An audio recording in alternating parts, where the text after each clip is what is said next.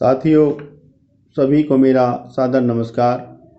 खेती और प्रकृति के चैनल के माध्यम से एक बार फिर आज मैं आपके सामने हाजिर हूँ।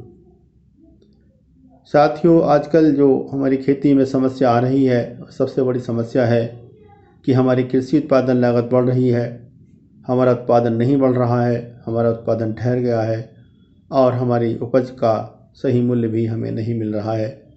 बल्कि जो उत्पादन हमें प्राप्त हो रहा है वह रसायन युक्त प्राप्त हो रहा है, जिसके खाने से, जिसके उपभोग से हम आप सब नाना प्रकार की गंभीर बीमारियों की चपेट में आते जा रहे हैं।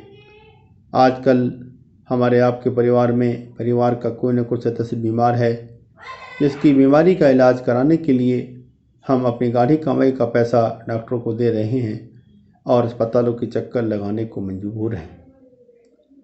साथियों, ऐसा नहीं है कि इन रसायनों की वजह से हमारा अपना स्वास्थ्य खराब हो रहा है, बल्कि हमारे स्वास्थ्य के साथ साथ हमारी मिट्टी का स्वास्थ्य खराब हो रहा है, पशुओं का स्वास्थ्य खराब हो रहा है, पर्यावरण स्वास्थ्य खराब हो रहा है, मौसम परिवर्तन हो रहा है, जलवायु परिवर्तन हो रहा है, पानी प्रदूषित हो रहा है, हमारे प्राकृतिक संसाधन क्षीण होते जा रहे हैं, जैव विविधता कमज़ोर होती जा रही है और अब तो यहाँ तक कि हमारे खाने में स्वाद भी नहीं बचा है। साथियों, आज मैं आपको यह बताना चाहता हूँ कि हमारी खेती और हमारा जीवन प्रकृति के वैभव पर निर्भर है, प्रकृति की खुशहाली के ऊपर निर्भर है। साथियों, हमारे इस दुनिया में आने के बाद हमारी सबसे पहली ज़रूरत भूख है और जब तक हम इस दुनिया में रहते हैं तब तक हमारी पहली ज़रूरत भूख ही बनी रहती है। किसी ने सच ही कहा है कि भूख है मजहब इस दुनिया का और हकीकत कोई नहीं। साथियों, हमें हर रोज़ जिंदा रहने के लिए दिन में 2 बार शुद्ध भोजन की आवश्यकता होती है, 10 से 12 बार पीने के लिए शुद्ध पानी की आवश्यकता होती है और 21,000 बार सांस लेने के लिए शुद्ध हवा ऑक्सीजन की आवश्यकता होती है। ये शुद्ध हवा, भोजन, पानी हमें कहाँ से मिलता है, तो इसकी जानकारी के लिए मैं आपको बता दूं कि भोजन हमें धरती माँ की प्रकोप से मिलता है, ये पानी हमें वर्षा से, जलाशयों से मिलता है और ये हवा ऑक्सीजन हमें पेड़ों से मिलती है। साथियों, हमारी भूख का ताल्लुक भोजन से है, भोजन का ताल्लुक खेती से है और खेती का ताल्लुक प्रकृति से है। इस तरह से हम कह सकते हैं कि हमारी अपनी खेती और हमारा जीवन दोनों प्रकृति के वैभव पर निर्भर है, प्रकृति की खुशहाली के ऊपर निर्भर है और प्रकृति का वैभव प्राकृतिक संसाधनों के संरक्षण और जैव विविधता पर निर्भर है और प्राकृतिक संसाधन और जैव विविधता धरती माँ के श्रृंगार के ऊपर निर्भर है। साथियों, प्रकृति का ही दूसरा नाम भगवान है, या हम यूँ कहें कि भगवान ही प्रकृति है, प्रकृति ही भगवान है, तो इसमें कोई शक नहीं। क्योंकि यदि हम भगवान शब्द का संधि विच्छेद करें तो हम पाएंगे कि भगवान शब्द के पहले अक्षर भय से भूमि बनता है, दूसरा अक्षर ग से गगन बनता है, तीसरा अक्षर वै से वायु बनता है, आ से अग्नि और आखिरी अक्षर न से नीर बनता है। यानी कि भूमि, गगन, वायु, अग्नि, नीर, यही सब प्रकृति है, इसी को हम प्रकृति कहते हैं। साथियों, प्रकृति में जड़ जगत और जीव जगत की अनेकों अनेक इकाइयाँ हमारे जीवन की खुशहाली के लिए, हमारी खेती की खुशहाली के लिए दिन रात काम करती रहती हैं। जड़ जगत के माने प्राकृतिक संसाधन जैसे धरती, आकाश, अग्नि, नीर, नदी, नाले, तालाब, झरने, पहाड़, इन्हीं को हम प्राकृतिक संसाधन कहते हैं, जड़ जगत की इकाइयाँ कहते हैं। और जीव जगत के माने जैव विविधता जैसे पेड़ पौधे, पशु पक्षी, जीव जंतु, सूक्ष्म जीव, जल में जलचर, थल में थलचर, नभ में नभचर, इसी को हम जैव विविधता कहते हैं, जीव जगत की इकाइयाँ कहते हैं। या हम यूँ कहें कि धरती से लेकर आकाश के बीच और धरती के नीचे प्रकृति ने, कुदरत ने हमें जो भी निःशुल्क दे रखा है, जो मौजूद है, जिसमें से कुछ को हम देख सकते हैं, कुछ को हम देख भी नहीं सकते, वही सब प्राकृतिक संसाधन और जैव विविधता है। इन प्राकृतिक संसाधनों को और जैव विविधता को संभाल कर और संवार कर रखने की हमारी ही जिम्मेदारी है, क्योंकि इन्हीं के ऊपर हमारा जीवन निर्भर है और इन्हीं के ऊपर हमारी खेती निर्भर है। साथियों, प्रकृति में प्रत्येक इकाई एक दूसरे के ऊपर निर्भर है, इंसान भी प्रकृति की एक इकाई है।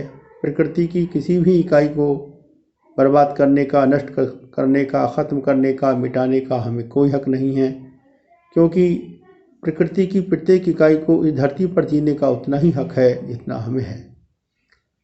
साथियों, प्रकृति में प्रत्येक इकाई अपना कर्तव्य निभा रही है, अपना काम कर रही है, अपना धर्म निभा रही है, लेकिन इंसान ही एक प्रकृति की ऐसी इकाई है जो अपना काम नहीं कर रहा है, अपने कर्तव्य को नहीं निभा रहा है, अपने इंसानियत के धर्म को नहीं निभा रहा है।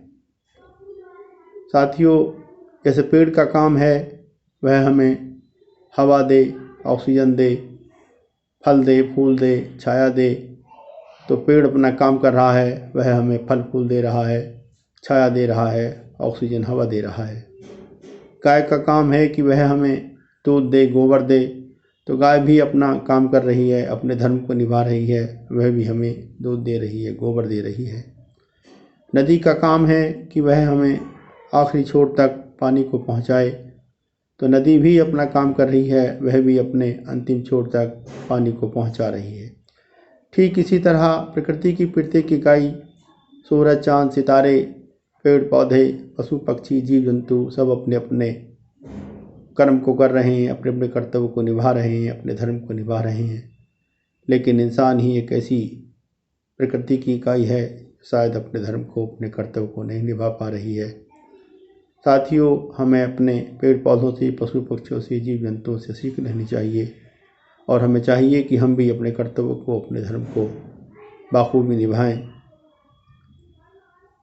साथियों, हम चाहे जो हों, चाहे हम राज कर्मचारी हों, चाहे अधिकारी हों, डॉक्टर हों, इंजीनियर हों, गरीब हों, अमीर हों, किसान हों, मजदूर हों, चोर हों, सिपाही हों, नेता हों, अभिनेता हों, हम सब का वास्ता इस खेती और प्रकृति से है, क्योंकि हमें हमारी ज़रूरत की हर एक चीज़ इस खेती और प्रकृति से ही परोक्ष या परोक्ष रूप से मिलती है। साथियों, सुबह को हमारे बिस्तर से उठने के बाद और शाम को बिस्तर पर सोने के लिए जाने तक हमें जिन चीज़ों की आवश्यकता पड़ती है वह सब चीज़ें हमें परोक्ष या परोक्ष रूप से इस खेती से, प्रकृति से ही मिलती हैं। इसलिए ज़रूरी हो जाता है कि हम आप सब इस खेती और प्रकृति के बारे में बाखूबी जानें, बाखूबी समझें। साथियों, बेशक हमें हमारी माँ ने जन्म दिया है, लेकिन हमारी माँ को और हमें पालने का काम हमारी धरती माँ ही करती है। इसलिए हम धरती को धरती माँ कहते हैं। ये धरती माँ हमारी हर एक ज़रूरत को पूरा करती है, इसलिए हमें चाहिए कि हम धरती माँ का सम्मान करें, धरती माँ की इज्जत करें, धरती माँ का श्रृंगार करें।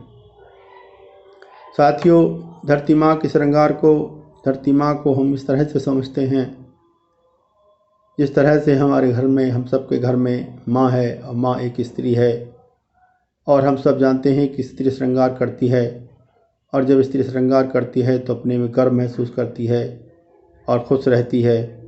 इसका मतलब ये हुआ कि जब स्त्री खुश रहती है तो परिवार के सब लोग खुश रहते हैं, परिवार में सब कुछ ठीक ठाक चलता है। यानी कि हम ये कह सकते हैं कि परिवार को ठीक ठाक चलाने के लिए स्त्री का, यानी कि माँ का खुश रहना बहुत ज़रूरी है। ठीक इसी तरह से धरती माँ को भी श्रृंगार की आवश्यकता है, धरती माँ को भी खुश रहने के लिए श्रृंगार की आवश्यकता है, क्योंकि वह हमारी हर एक ज़रूरत को पूरा करती है। साथियों, धरती पर सजे हुए पेड़ पौधे, नदी नाले, पहाड़, तालाब, झरने और धरती पर चलते फिरते पशु पक्षी, जीव जंतु, सूक्ष्म जीव, जल में जलचर, थल में थलचर, नभ में नभचर, यही सब धरती माँ का श्रृंगार है। हमें धरती माँ के श्रृंगार को बनाए रखना है। लेकिन बड़ा अफसोस के साथ कहना पड़ रहा है कि हम धरती माँ के श्रृंगार को बनाने की बजाय, धरती माँ के श्रृंगार को करने की बजाय हम धरती माँ के श्रृंगार को मिटाते जा रहे हैं। आज हमने अपने खेतों की मेंढों को मिटा दिया है, अपने खेतों की मेंढ पे जो पेड़ हैं उनको हम काट रहे हैं, अपने गांव, खेत, खलिहानों में जो तालाब हैं, जो जलाशय हैं, उन पर कब्जा करते जा रहे हैं, उन्हें मिट्टी में मिलाते जा रहे हैं। अब हमारे गांव, खेत, खलिहानों में तालाब नहीं बचे हैं, और जो तालाब बचे हैं उनमें पानी नहीं है। यदि पानी है तो इतना गंदा है कि उसमें रहने वाले जीव, मछली, मेंढक, कछुआ, जोंक अब मौजूद नहीं है। साथियों, हमें अपनी खेती करने में अपने खेतों में इतना रसायन डाला है, इतना इंसेक्टिसाइड फंगिसाइड डाला है कि हमने धरती माँ की कोख को तंदूर बना दिया है। धरती माँ की कोख में रहने वाले केंचुआ सूक्ष्म जीव अब मर गए हैं। इसकी वजह से हमारे द्वारा अपनी धरती में डालने जाने वाला गोबर, जैविक खाद, फसल अवशेष अब नहीं सड़ता है, जिस कारण हमारी धरती ऊसर होती जा रही है। साथियों, हम अपनी भूमि पर, अपनी धरती माँ पर जुल्म किए जा रहे हैं। बड़ा अफसोस की बात है कि हम अपनी धरती माँ को नंगा कर रहे हैं। क्या कोई अपनी माँ को नंगा करता है क्या? लेकिन फिर भी हम अपनी माँ की धरती माँ को नंगा करते जा रहे हैं। हमारी धरती माँ अपना दुख भी जाहिर करती है, बड़ा अफसोस करती है, लेकिन एक खुदगर्ज इंसान हम अपनी धरती माँ की कराहट को, उसकी परेशानी को, उसके दुख दर्द को नहीं समझ पा रहे हैं। साथियों, हमें चाहिए कि हम धरती माँ की कराहट को समझें, उसकी परेशानी को समझें। हमें चाहिए कि हम धरती माँ का अपमान करना बंद करें, धरती माँ पर जुल्म करना बंद करें। हमें चाहिए कि हम धरती माँ के श्रृंगार को बनाए रखें। साथियों, हमें चाहिए कि हम धरती माँ के परिवेश में एक ऐसा वातावरण बनाएं कि जहाँ पहले की तरह से मौजूद चिड़िया, नाना प्रकार की चिड़िया, गौरैया, तीतर, बटेर, कौवा, मैना, बुलबुल, हुदहुद, गिद्ध, हंस, सारस सब पहले की तरह से मौजूद हों। हमारे आसपास, हमारे खेत खलिहानों में मंडराने वाली रंग बिरंगी तितलियाँ, मधुमक्खियाँ, राम जी गुड़िया, गुबरैला, केंचुआ सब पहले की तरह से मौजूद हों। साथियों, यदि हम अपनी धरती माँ के श्रृंगार को बनाए रखेंगे तो मैं दावे के साथ कहता हूँ कि धरती माँ हमें, आपको, हमारी हर ज़रूरत की चीज़ हमेशा हमेशा उपलब्ध कराती रहेगी और हमारे जीवन में हमेशा हमेशा खुशियाँ बनी रहेंगी। अपनी माँ के हक़ में, अपनी धरती माँ के हक़ में मैं दो शब्द कहना चाहता हूँ कि तेरा वैभव अमर रहे माँ, हम दिन चार रहे न रहे। साथियों, पुराने ज़माने में जब हमारे बुजुर्ग धरती पर खेती करते थे, उस समय हमारी भूमियों उर्वर थी, हमारे प्राकृतिक संसाधन मजबूत थे, हमारी जैविकता मजबूत थी, हमारी भूमियों में भूगर्भ जल स्तर 20 से 50 फुट की गहराई पर मौजूद था। सामाजिक समरसता अच्छी थी, सब लोग खुश थे, सब एक दूसरे की मदद करते थे। उस समय जब हमारे बुजुर्ग धरती पर खेती करते थे, उस समय हमें अपनी फसलों में बहुत कम पानी की आवश्यकता पड़ती थी। कुछ फसलें ऐसी थीं जैसे जौ, चना, मटर, मसूर, जो बिना पानी के ही, बिना सिंचाई के ही पैदावार हो जाती थी। और गेहूँ एक ऐसी फसल थी जिसमें हमें 2-3 पानी की आवश्यकता पड़ती थी और गेहूँ की उपज हमें प्राप्त हो जाती थी। जिस समय हमारे बुजुर्ग धरती पर खेती करते थे, उस समय हमारी धरती पर नाना प्रकार की चिड़ियाँ, गौरैया, तोता, तीतर, बटेर, हंस सब मौजूद थे। हमारे आसपास मंडराने वाली तितलियाँ, मधुमक्खियाँ, केंचुआ, गुबरैला, राम जी गुड़िया, तालाबों में रहने वाले जीव, मछली, मेंढक, कछुआ, जोंक सब मौजूद थे। बहुत अच्छी जैव विविधता थी।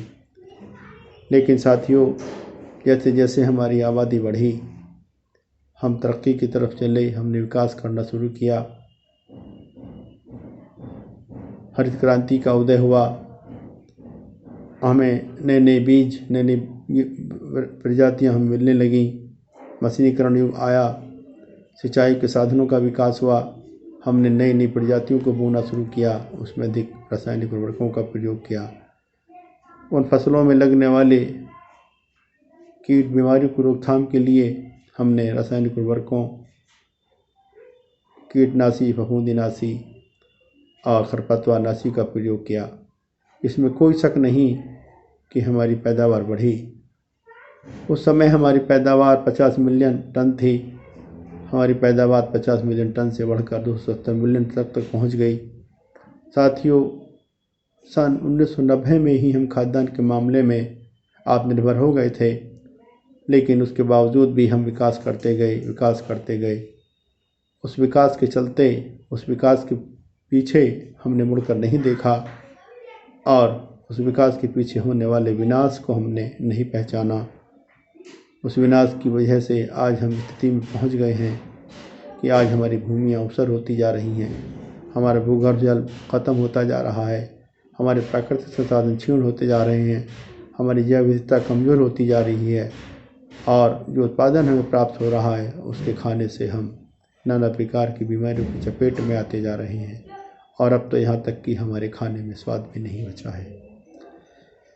साथियों, सन 1950 के दशक में हमारे प्राकृतिक संसाधनों की स्थिति क्या थी, हमारी जैव विविधता की स्थिति क्या थी और आज के समय में प्राकृतिक संसाधन और जैव विविधता की स्थिति क्या है, मैं उस तरफ आपका ध्यान आकृष्ट करना चाहूँगा।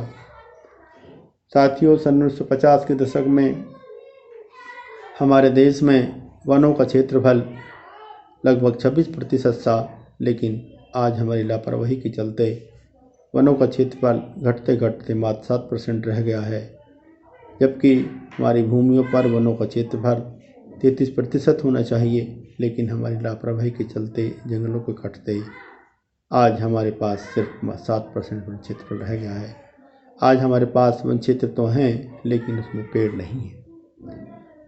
1950 के दशक में हमारी भूमि में भूगर्भ जल स्तर 20 से 40 फुट की गहराई पर मौजूद था, लेकिन आज हमारे द्वारा फसल चक्र नहीं अपनाए जाने के कारण, हमारी फसल प्रणाली की वजह से आज हमारी भूमियों में भूगर्भ जल स्तर तराई मैदानों को छोड़कर 150 से 250 फुट गहरे या कहीं उससे भी नीचे तक पहुंच गया है। साथियों, सन 1950 के दशक में हमारे देश की भूमि पर सतही जल स्तर लगभग 3% हुआ करता था, लेकिन आज हमारे द्वारा तालाबों पर कब्जा किए जाने के कारण, तालाबों को मिट्टी में मिलाए जाने के कारण हमारे तालाबों का क्षेत्रफल मात्र 1% बचा है। आज हम तालाबों पर कब्जा करते चले जा रहे हैं, तालाबों को मिट्टी में मिलाते चले जा रहे हैं। जो तालाब बचे हैं उसमें पानी नहीं है, यदि पानी है तो इतना गंदा है कि उसमें रहने वाले जीव, मछली, मेंढक, कछुआ, जोंक अब उसमें मौजूद नहीं है। 1950 के दशक में हमारी नदियों का जल प्रवाह पूरे वर्ष बना रहता था, लेकिन आज स्थिति यह है कि हमारे देश की अधिकांश नदियाँ सर्दियों के दिनों में भी सूखी रहती हैं। साथियों, 1950 के दशक में जब हमारे बुजुर्ग इस धरती पर खेती करते थे, उस समय हमारी भूमियों में जीवांश कार्बन की मात्रा 0.52% थी, लेकिन हमारी आधुनिक कृषि प्रणाली के चलते आज हमारी भूमि में जीवांश कार्बन की मात्रा 0.3% या उससे भी कहीं कम रह गई है, जबकि हमारी भूमियों में जीवांश कार्बन की मात्रा 0.8 से 1% के बीच होनी चाहिए। यदि हमारी भूमियों में जीवांश कार्बन की मात्रा 0.8 से 1% के बीच होगी तो हमें अपनी भूमियों में किसी भी प्रकार के उर्वरक को देने की आवश्यकता नहीं होगी। साथ ही हमें अपनी फसलों में पानी की भी कम आवश्यकता होगी, हमारी फसलों में कीट और बीमारियों का भी कम प्रकोप होगा, हमें धन की बचत होगी। साथियों, सन 1950 के दशक में हमारे गांव, खेत खलिहानों में पक्षियों की संख्या इतनी थी कि गर्मियों के दिनों में हमें अनाज को सुखाने के लिए, अनाज की रखवाली के लिए एक आदमी को बैठना पड़ता था, लेकिन आज हमारे गांव, खेत खलिहानों में पक्षियों की संख्या इतनी है कि उन्हें आसानी से गिना जा सकता है। आज हमारे गांव, खेत खलिहानों से नाना प्रकार की चिड़ियाँ, गौरैया, तीतर, बटेर, तोता, मैना, बुलबुल, हुदहुद, गिद्ध, हंस, सारस सब नदारद हो चले हैं और न जाने कितने पशु पक्षी, जीव जंतु हमारे बीच से विलुप्त होते जा रहे हैं। साथियों, आज हमारे गांव, खेत खलिहानों में हमारे आसपास मंडराने वाली रंग बिरंगी तितलियाँ, मधुमक्खियाँ, गुबरैला, रामजी गुड़िया, केंचुआ अब नज़र नहीं आते हैं।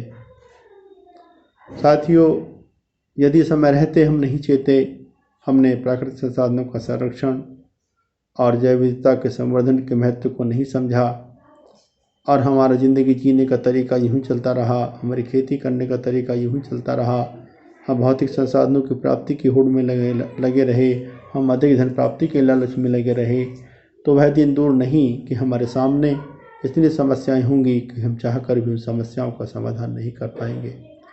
इसलिए साथियों, हमें चाहिए कि हम प्राकृतिक संसाधनों का संरक्षण करें, जैव विविधता का संवर्धन करें, प्राकृतिक संसाधनों के संरक्षण और जैव विविधता के संवर्धन के महत्व को समझें, हमें चाहिए कि हम रासायनिक खेती से अपना ध्यान हटाकर परंपरागत खेती की तरफ ध्यान दें।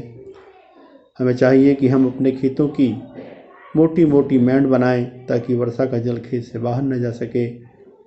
उन मैंडों पर अपनी इच्छा के अनुसार, अपनी रुचि के अनुसार पेड़ लगाएं ताकि उन पेड़ों पर पक्षी अपना बसेरा बना सकें और हमारी फसलों की कीट रोगों से रक्षा कर सकें। हमें चाहिए कि हम अपने खेतों के निचले हिस्से में छोटे छोटे तालाब बनाएं और जो पुराने तालाब हैं उनका जीर्णोद्धार करें। अपने खेतों में हम गोबर की खाद, हरी खाद, नेटअप खाद, वर्मी कंपोस्ट खाद, इसके साथ साथ जैव उर्वरक और जैविक खाद का प्रयोग करें। हमारे लिए ज़रूरी है कि हम पशुपालन अवश्य करें।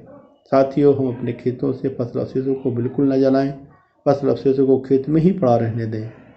हमें चाहिए कि हम अपने खेतों में अपने परिवार की आवश्यकताओं के अनुसार, अपने खेत की मिट्टी की ताकत के अनुसार परंपरागत तरीके से फसल चक्र अपनाकर खेती करें। साथियों, याद रहे कि यदि हमारे प्राकृतिक संसाधन क्षीण हो गए और हमारी जैव विविधता कमज़ोर हो गई तो ना हमारी खेती बचेगी और ना ही हमारा जीवन बचेगा। साथियों, मैं आपसे बता देना चाहता हूँ कि दुनिया के इस धरती पर हम आखिरी इंसान नहीं हैं। हमारे मरने के बाद हमारी संतानों को भी इसी धरती पर प्रकृति की इसी व्यवस्था में जीना है। इसलिए हमें चाहिए कि हम प्राकृतिक संसाधनों का संरक्षण, जैव विविधता का संवर्धन करते रहें। यदि हम ये चाहते हैं कि हमें और हमारी औलादों को भविष्य में इस धरती पर ये शुद्ध भोजन, शुद्ध हवा, शुद्ध पानी, शुद्ध पर्यावरण मिलता रहे, तो इसके लिए ज़रूरी है कि हमारी धरती माँ की कोख उर्वर रहे। साथ ही 5% भूभाग पर जलाशय रहें और 20% भूभाग हरा भरा रहे, यानी कि पेड़ों से ढका रहे। साथ में सूक्ष्म जीव हमारी धरती में मौजूद रहें और थल में थलचर, जल में जलचर और नभ में नभचर बने रहें। तो भविष्य में हमें और हमारी औलादों को इस धरती पर ये शुद्ध भोजन, शुद्ध हवा, शुद्ध पानी और शुद्ध पर्यावरण निरंतर मिलता रहेगा। तभी हम शारीरिक और मानसिक रूप से स्वस्थ रह पाएंगे और तभी हम इस धरती पर खुशी से जी सकेंगे। साथियों, ये ज़िंदगी जो हमें और आपको भगवान ने कुदरत ने दी है, ये बहुत ही खूबसूरत और हसीन तोहफ़ा है। इसे बोझ मान कर ना जिएँ, अपनी ज़िंदगी को खुशी मान कर दें, खुशी के साथ जिएँ। हमें चाहिए कि हम अपने लिए, अपने परिवार के लिए, अपने दोस्तों के लिए, अपने पड़ोसियों के लिए, अपने साथियों के लिए, अपने समाज के लिए, अपने गांव के लिए, अपनी प्रकृति के लिए, अपने देश के लिए अच्छा सोचें, अच्छे काम करें, अच्छे विचार रखें। साथियों, न जाने ज़िंदगी की कब शाम हो जाए, इसलिए हमें चाहिए कि हम अपनी ज़िंदगी को सभी के साथ मिलकर, खुशी के साथ, प्रकृति के साथ मिलकर जिएं। इसी में हमारी भलाई है। धन्यवाद।